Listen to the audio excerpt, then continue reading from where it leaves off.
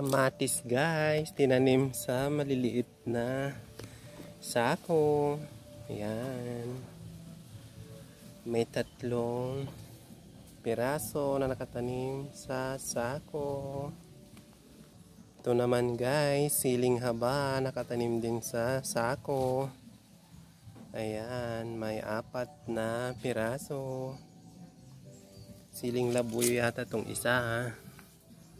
Ayan, ang siling labuyo. Pero ito, siling haba. Kasi nandyan na yung mga bunga niya. Oh, mahaba guys. May bunga to ng 3 puno. Ayan, yung bunga niya.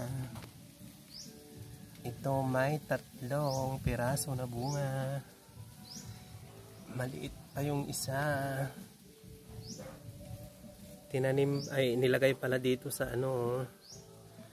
tabi ng halaman, mga ornamentals na halaman para pag magdilig, madiligan din kasi hindi pa pwedeng magtanim sa uran kasi tugang natigang pa yung lupa kahit umuulan na.